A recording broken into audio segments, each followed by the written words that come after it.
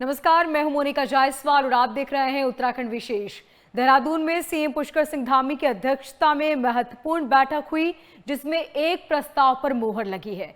दरअसल हर साल कोकून की एमएसपी तय की जाती है और इसी क्रम में इस साल भी रेशम विभाग ने कोकून की नई एमएसपी का प्रस्ताव तैयार किया था, जिस पर मंत्रिमंडल ने मोहर लगा दी। पिछले साल कोकून के लिए तय की गई एमएसपी में इस साल इजाफा किया गया है। इसके तहत उच्च क्वालिटी के कोकीन की कीमत को 400 रुपए प्रति किलो से बढ़ाकर 440 रुपए प्रति किलो किया गया।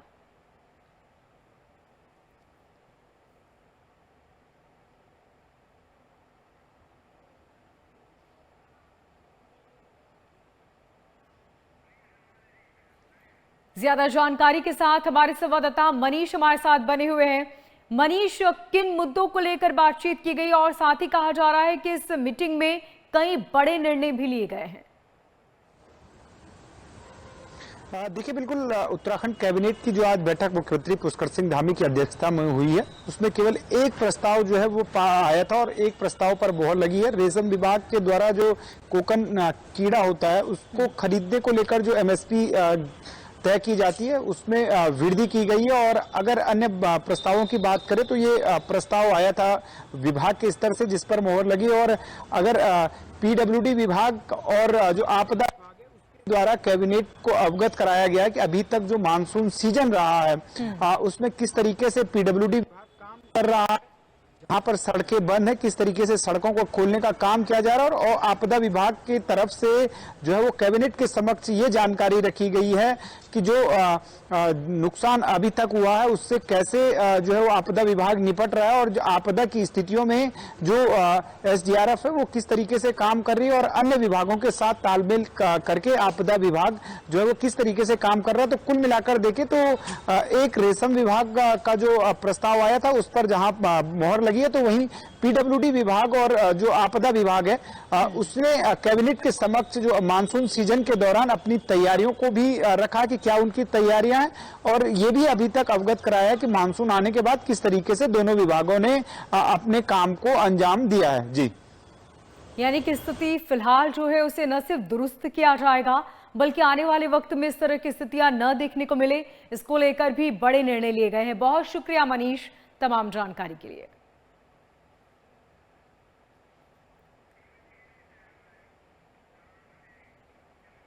वहीं कावड़ मार्ग पर दुकानदारों के लिए उत्तराखंड सरकार ने विशेष निर्देश जारी किए। निर्देश के मुताबिक कावड़ मार्ग पर दुकानदारों को लाइसेंस और पहचान पत्र दिखाना जरूरी होगा। अगर कावड़ मार्ग पर बिना लाइसेंस की दुकान होगी तो उसके खिलाफ बड़ी कार्रवाई की जाएगी। इसके साथ ही सरकार ने सफाई को लेकर भी निर्देश दिए। यात्रा मार्ग पर बनाई गई दुकानों पर साफ सफाई नहीं होने पर 2 लाख रुपए तक का जुर्माना लगाया जाएगा।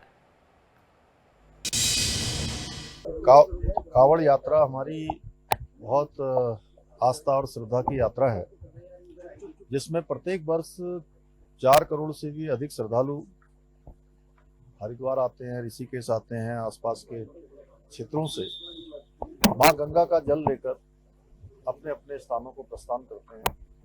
ऐसे में उनका आना जाना होता है और 2-3 दिनों की प्रक्रिया ये सब होती है। इसमें जो रास्ते भर में जो दुकानदार होते हैं, खाद्य सामग्री जहाँ खाना मिलता है वो सब शुद्ध होना चाहिए और कहीं किसी प्रकार की मिलावट न हो, कोई असंदिग्ध न हो, उनकी सुरक्षा भी हमारे लिए प्राथमिकता है। उत्तराखंड में पंचायत चुनाव की तारीखों का ऐलान हो चुका है। साथ ही राज्य में सक्रिय मानसून और भूस्खलन की घटनाओं को देखते हुए कांग्रेस ने चुनाव को लेकर सवाल उठाए। कांग्रेस नेताओं का कहना है कि प्रदेश में भारी बारिश और भयंकर आपदाओं के बीच पंचायत चुनाव करवाना राज्य सरकार की लोकतंत्र विरोधी मानसिकता को दर्शाता है।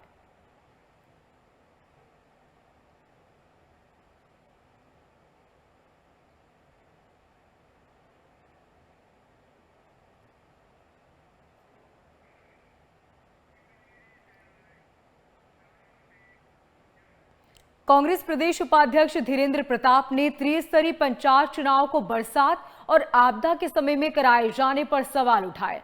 अल्मोड़ा पहुंचे धीरेन्द्र प्रताप ने कहा कि मानसून सीजन में चुनाव करवाना कर्मचारियों और आम लोगों की जान जोखिम में डालना है। उन्होंने मांग करते हुए कहा कि अगर चुनाव में किसी कर्मचारी को परेशानी होती है तो राज्य सरकार को उन्हें उचित मुआवजा देना होगा। उन्होंने ये भी कहा कि चुनावी ड्यूटी में लगे कर्मचारियों की तरफ ही यदि राजनीतिक कर्मचारी की भी मौत होती है तो उनके परिजनों को 50 लाख रुपए का मुआवजा मिलना चाहिए। साथ ही उन्होंने आरोप लगाया कि राज्य सरकार ने मानसून और चुनाव की संवेदनशीलता को गंभीरता से नहीं लिया।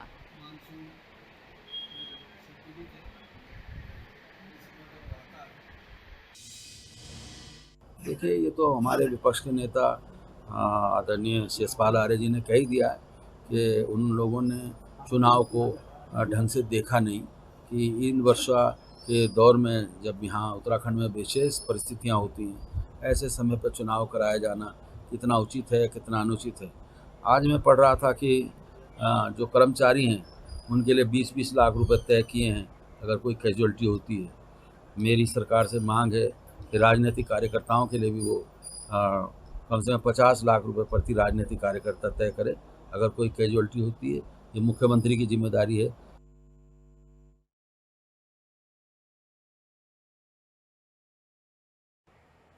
वहीं बागेश्वर में त्रिस्तरीय पंचायत चुनाव को लेकर प्रशासन ने कमर कस ली है।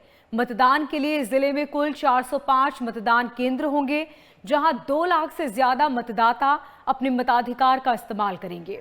मतदान प्रोसेस को सुचारू रूप से संपन्न कराने के लिए 2000 से ज्यादा कर्मचारी ड्यूटी पर लगाए गए हैं। सुरक्षा की दृष्टि से यहां 138 बूथ संवेदनशील और 7 अति संवेदनशील घोषित किए गए हैं।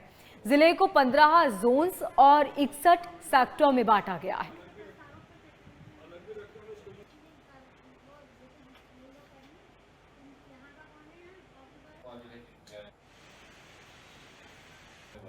जुलाई में तो थोड़ा ज्यादा रहता ही है, लेकिन जून में भी थोड़ा ज्यादा हुआ है। तो अब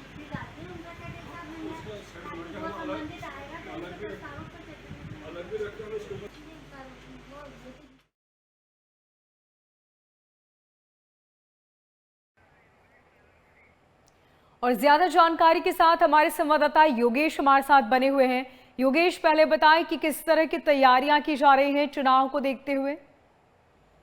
जी देखिए, एक तो आपदा का समय है और दूसरा अभी पंचायत के जो चुनाव होने हैं उसकी तैयारी है। तो इसके लिए प्रशासन पूरी तरीके से तैयार है। प्रशासन की ओर से यहाँ पे जो 2500 कर्मचारी हैं वो लगाए गए हैं, सुरक्षा व्यवस्था की जा रही है और जो चीजें हैं वो आपदा के साथ ही पंचायत चुनाव की भी ये तैयारी की जा रही है।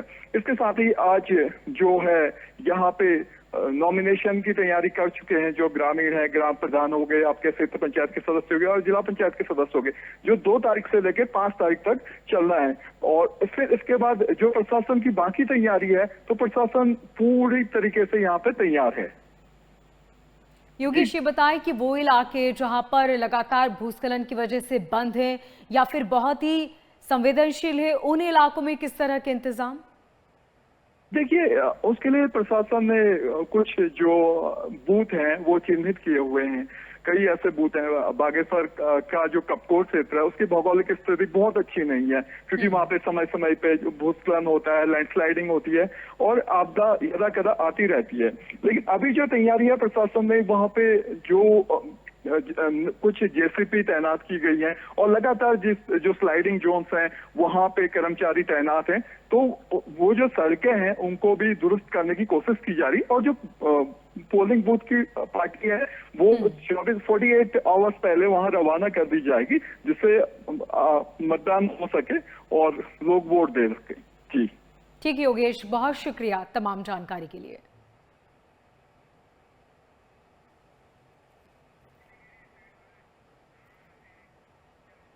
उत्तराखंड में मानसून पूरी तरह सक्रिय है। इसके बाद देहरादून में बारिश ने प्रशासन के दावों की पोल खोल दी। दरअसल बारिश के बाद देहरादून के कई इलाकों में जलभराव की समस्या हो गई। मौसम विभाग की चेतावनी के बावजूद नगर निगम वक्त पर नालों की सफाई को पूरा नहीं कर पाया और यही वजह रही कि यहां पर बारिश के बाद शहर के महत्वपूर्ण हिस्सों में जलभराव की समस्या हो गई। हालांकि अब भी प्रशासन इन नालों की सफाई के काम को पूरा कराने की कोशिश कर रहा है।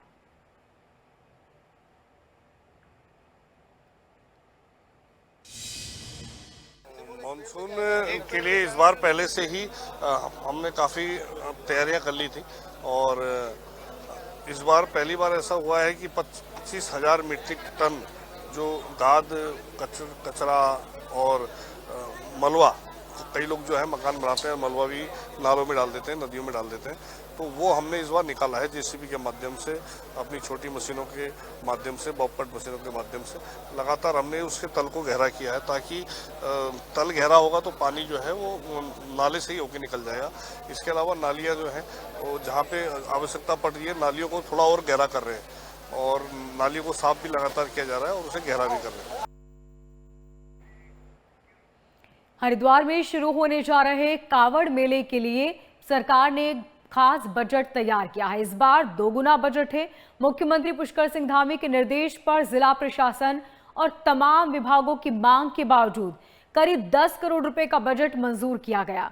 इसमें से 4.5 करोड़ रुपए की पहली किश्त जिला प्रशासन को जारी भी की जा चुकी है और पिछले साल कावड़ मेला करीब 5 करोड़ की लागत से संपन्न कराया गया था, लेकिन बढ़ती श्रद्धालुओं की संख्या और उनकी सुरक्षा व्यवस्था के बाद इस बार बजट ज्यादा किया गया।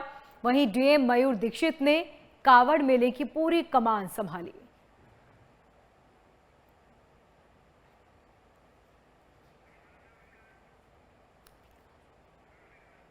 और ज्यादा जानकारी के साथ हमारे संवाददाता विकास हमारे साथ जुड़ चुके हैं। विकास, कावड़ मेले के लिए कई जगह रूट भी डाइवर्ट किए गए हैं, क्या कुछ तैयारी और बजट भी कहा जा रहा है कि इस बार पहले से ज्यादा दिया गया है, इसकी क्या वजह है? बिल्कुल, देखिए हरिद्वार में शुरू होने जा रहे कावड़ मेले के लिए सरकार ने इस बार बजट डबल कर दिया है। मुख्यमंत्री पुष्कर सिंह धामी के निर्देश पर जिला प्रशासन और तमाम विभागों की मांग के अनुसार करीब 10 करोड़ रुपए का बजट स्वीकृत किया गया है, जिसमें 4.5 करोड़ रुपए की पहली किस्त जिला प्रशासन को जारी भी की जा चुकी है। ये बजट पिछले साल की मेले की तुलना में लगभग 2 गुना है। कावड़ मेला 2024 करीब 5 करोड़ की लागत से संपन्न कराया गया था, लेकिन बढ़ती श्रद्धालुओं की संख्या और उनकी सुरक्षा व्यवस्था के लिए जाने वाले इंतजामों के लिए इस बार ज्यादा बजट की मांग की गई थी। डीएम मयूर दीक्षित का कहना है कि इस बजट से सड़क, पेयजल, बिजली, टॉयलेट और बैरिकेडिंग लगाए जाने काम कराए जाएंगे। साथ ही चिकित्सा सुविधा को लेकर भी दुरुस्त किया जाएगा। उसके साथ साथ ही अगर हम बात करें तो कावड़ पटरी पर लगने वाले शौचालय उनको भी जो है दुरुस्त किया जाएगा और साथ ही और भी इसमें जो है बढ़ाए जाएंगे, ताकि आने वाले को किसी प्रकार की कोई भी दिक्कत का सामना न करना पड़े। और इसके साथ साथ ही जो कावड़ पटरी है उसको भी दुरुस्त करने की साफ तौर पर डीएम हरिद्वार ने बात कही है। इसके साथ साथ ही अगर हम बात करें तो लक्सर रोड की, वहां पर भी जो जिस तरह से वैराग्य कैंप है वहां पर भी जो है वाहनों की पार्किंग बनाई गई है। वाहनों की पार्किंग के लिए भी दुरुस्त किए जाने का साफ तौर पर डीएम हरिद्वार ने जो निर्देश दिए हैं, तो कहीं ना कहीं इन सभी सुविधाओं को लेकर जो आने वाले कांवड़िए जो शिव भक्त है उनको लेकर जिला प्रशासन जमीनी स्तर से यहाँ पर तैयारी कर रहा है, ताकि शिव भक्तों के लिए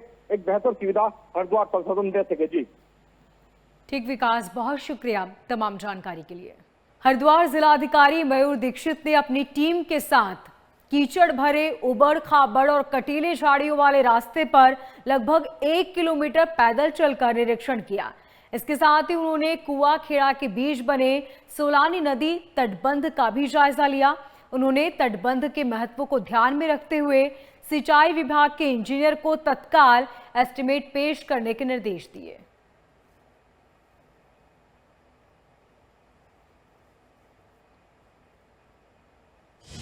देखिए, यहाँ पर गांव में जो सोलानी नदी की वजह से जो कटान हो रहा है और साथ ही यहाँ पे जो एक बंदा था उसमें और क्या प्रोटेक्शन वर्क किए जाने थे, उसी क्रम में गाँव वासियों ने सिंचाई विभाग को एक प्रस्ताव दिया था, उसका निरीक्षण किया गया। क्या काम होने और कितनी जल्दी होने उसके बारे में आज प्लान बनाया गया है, जिससे कि गाँव और साथ ही आगे लक्सर भी लगता हुआ है, ताकि कोई जलभराव की स्थिति उत्पन्न न हो।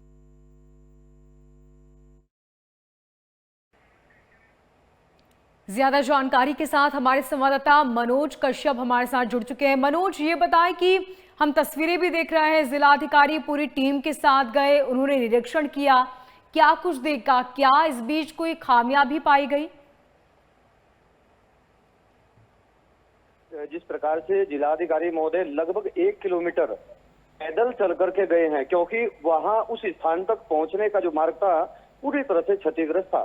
लेकिन वो फिर भी उस तटबंध तक पहुंचे हैं जहां पर तटबंध क्षतिग्रस्त हुआ है, क्योंकि भारी वर्षा के कारण जो उफान आया उसके कारण जो किनारे जो कट रहे हैं उन कटाव को देखते हुए वहां पर पैचिंग की जाना बहुत अति आवश्यक था।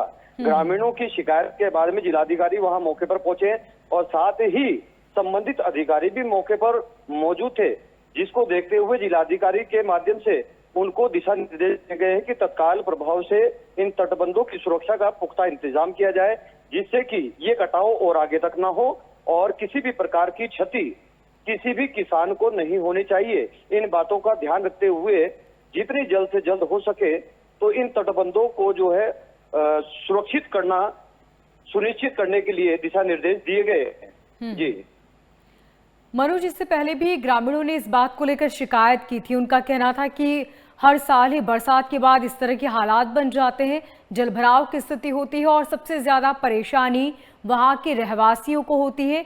पर्यटक भी इस चलते वहां पर लंबे वक्त तक नहीं पहुंचते। ऐसे में कितना वक्त और लगेगा स्थिति एक बार फिर बेहतर होने में? देखिएगा, जिस तरह से ये तटबंध क्षतिग्रस्त होते हैं, हर बार जब भी बरसात का मौसम आता है भारी मात्रा में बारिश होती है और जल भराव की स्थिति उत्पन्न होती है, तब ये समस्याएं उत्पन्न होती रही हैं। लेकिन इन समस्याओं को हर साल दुरुस्त भी किया जाता है, लेकिन जहां दुरुस्त किया जाता है तो उससे नजदीकी क्षेत्र में ये कटाव प्रारंभ हो जाते हैं। में ये जो क्षेत्र है ये काफी लंबा क्षेत्र बैठता है, जहां पर एक निश्चित समय अवधि में सुरक्षा व्यवस्थाएं एकदम से करना वो संभव नहीं है। लेकिन फिर भी जिलाधिकारी के माध्यम से जो दिशा निर्देश दिए गए हैं, जहां तक संभावनाएं कटाव की स्थिति की हैं वहां तक पत्थर की एक बैरिकेड लगा करके फिलहाल उसको जो है रोकने का प्रयास सबसे पहले किया जाने के लिए अधिकारियों को दिशा निर्देश दिए गए हैं। उसके बाद उसकी स्थायी व्यवस्था पर भी कार्य किया जाएगा। जैसे ही जल का स्तर नीचे होगा ही उन तटबंधों पर जो स्थायी निर्माण भी कर दिया जाएगा। फिलहाल पत्थर की एक बैरिकेड तार की बास्केट बना करके उन स्थानों पर रखी जिससे जल का प्रभाव मिट्टी को काट ना सके। जी ठीक मनोज, बहुत शुक्रिया तमाम जानकारी के लिए।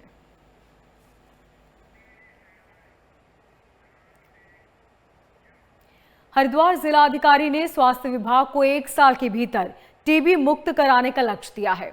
मुख्यमंत्री के निर्देशों पर जिलाधिकारी मयूर दीक्षित की अध्यक्षता में मीजल्स और रूबेला उन्मूलन कार्यक्रम और टीबी उन्मूलन के लिए जिला सभागार में जिला टास्क फोर्स समिति की बैठक आयोजित की गई। बैठक में जिलाधिकारी मयूर दीक्षित ने मुख्य चिकित्सा अधिकारी को जनपद हरिद्वार को टीबी से मुक्त कराने के लिए 1 वर्ष का लक्ष्य निर्धारित किया है। इसके लिए उन्होंने स्वास्थ्य विभाग के अधिकारियों को आपसी सहयोग के साथ कार्य योजना तैयार करने के निर्देश दिए।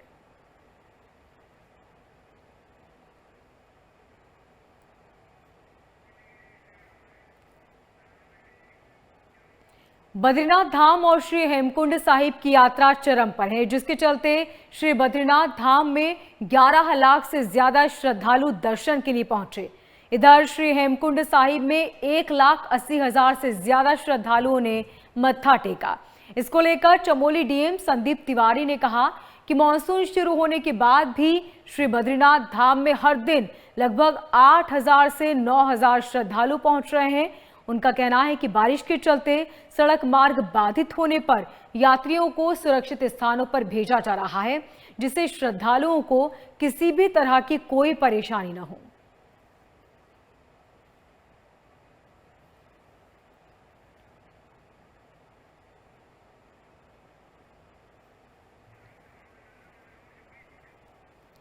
और ज्यादा जानकारी के साथ हमारे संवाददाता मनोज हमारे साथ जुड़ चुके हैं। मनोज, श्रद्धालुओं की संख्या में लगातार इजाफा हो रहा है, लेकिन कई मार्ग ऐसे जो बेहद बाधित हैं। किस तरह इंतजाम किए जा रहे हैं ताकि श्रद्धालुओं को दिक्कतें न हो? देखिए मोनिका, इस वर्ष बद्रीनाथ धाम और हेमकुंड की यात्रा पर करीब 12 लाख से अधिक श्रद्धालुओं ने दोनों धामों के दर्शन कर चुके हैं, जिसके बाद अभी भी बद्रीनाथ की यात्रा पर लगातार प्रतिदिन 9 से 10,000 यात्री पहुंच रहे हैं, जिसके चलते अब मानसून सीजन भी शुरू हो गया। जिसके बावजूद भी जिला प्रशासन के द्वारा यात्रा मार्ग पर पुख्ता इंतजाम किए गए हैं।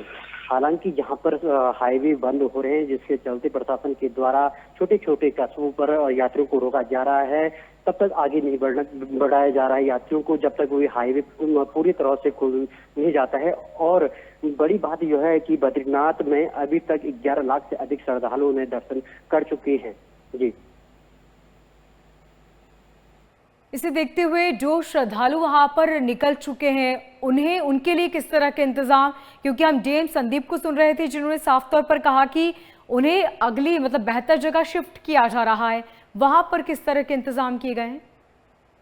देखिए, बद्रीनाथ धाम की जो हम अक्सर बात करें तो चमोली जिले में 3-4 जगहों पर जो भूस्खलन जोन है वहां पे काफी व्यवस्थाएं जो NHIDCL कंपनी है वहाँ उनके द्वारा जो डेंजर पॉइंट है वहाँ पे 2-2, 3-3 मशीनें लगाई गई हैं। जब बारिश के बावजूद जो हाईवे बंद हो जाता है उसको तुरंत खोला जा रहा है और यात्रियों के लिए विशेष ध्यान को देखते हुए जब तक हाईवे पूरी तरह खुलता नहीं है तो तब तक यात्रा जो हाईवे बंद है वहाँ पर किसी भी प्रकार की आवाजाही नहीं की जा रही है और यात्रा मार्ग पर श्रद्धालुओं के लिए पूरी व्यवस्थाएं की गई है प्रशासन के द्वारा।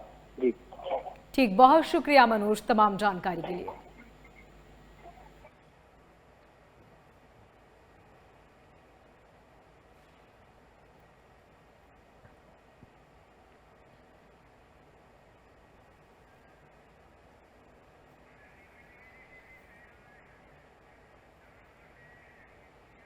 वहीं मसूरी में स्थायी एसडीएम की नियुक्ति न होने से स्थानीय लोगों में भारी नाराजगी है। कांग्रेस की महिला अध्यक्ष जसबीर कौर ने मुख्यमंत्री को एक ज्ञापन भेजकर मसूरी में जल्द से जल्द स्थायी एसडीएम की नियुक्ति की मांग की है। कांग्रेस नेता जसबीर के मुताबिक बरसात में मसूरी में और साथ ही संवेदनशील क्षेत्रों में भूस्खलन और अन्य आपदाओं का खतरा ज्यादा होता है। ऐसे में प्रशासनिक निगरानी बहुत जरूरी है। उन्होंने कहा कि इस समय मसूरी में न तो एसडीएम है और न ही नायब तहसीलदार, जिससे कि आपातकालीन परिस्थितियों में प्रशासनिक कार्य ठप हो जाते हैं और परेशानियां और ज्यादा बढ़ जाती हैं।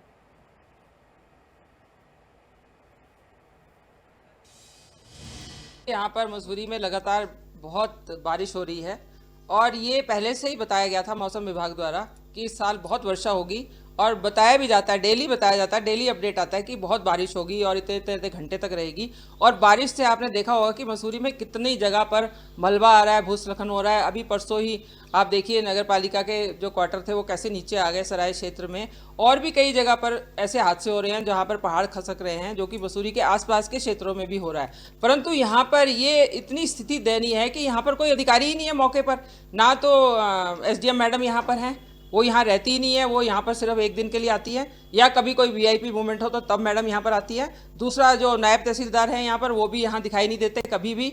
और तीसरा यहाँ पर और भी कोई अधिकारी नहीं है। हमारे जो नगर पालिका में भी अधिकारियों की कमी है। तो इसलिए मैंने यहाँ पर आज ज्ञापन दिया है मुख्यमंत्री जी को कि यहाँ पर जो हमारे SDM महोदय हैं या महोदय हैं जो भी यहाँ तैनात हैं वो 24 घंटे यहाँ पर रहे। वहीं पौड़ी जिला अस्पताल में जिला प्रबंधन समिति की एक महत्वपूर्ण बैठक हुई। जिलाधिकारी स्वामी एस भदौरिया की अध्यक्षता में ये बैठक हुई, जिसमें स्वास्थ्य सेवाओं को बेहतर बनाने और मरीजों को दी जाने वाली सुविधाओं को सुचारू रूप से चलाने पर बातचीत की गई। जिलाधिकारी ने कहा कि लंबे समय से बंद पड़े ऑक्सीजन प्लांट को एक बार फिर से खोलने के लिए टेंडर प्रक्रिया शुरू करने का फैसला लिया गया।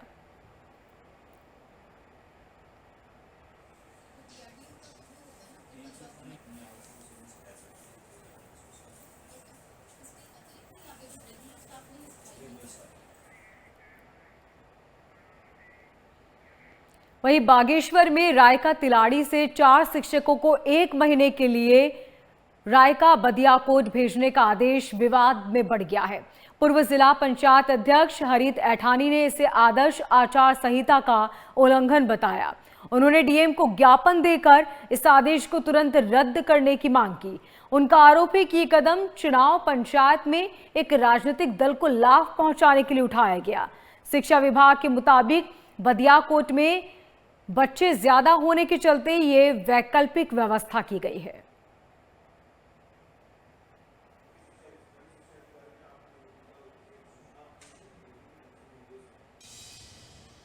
शिक्षा के क्षेत्र में सरकार की व्यवस्थाएं शून्य रही हैं। आज 30 जून को एक पत्र प्राप्त होता है राजकीय इंटर कॉलेज तिलाड़ी वालों को, जिसमें हिंदी, गणित, विज्ञान और सामान्य विषय के 4 शिक्षकों का इस चुनावी समर में 31 जुलाई तक के लिए, जब तक पंचायतों का चुनाव हो रहा है तब तक के लिए बदियाकोट पीएम आदर्श विद्यालय में संबद्धीकरण किया गया है। आज जिस तरीके से ये संबद्धीकरण किया गया है, ये दुर्भाग्य है। जो शिक्षा के लिए शिक्षक दे नहीं सके, आज वो सरकार में बैठे लोग, सरकारी अधिकारी और कर्मचारी आज राजनीतिक लाभ पहुंचाने का भी काम उन लोगों को कर रहे हैं।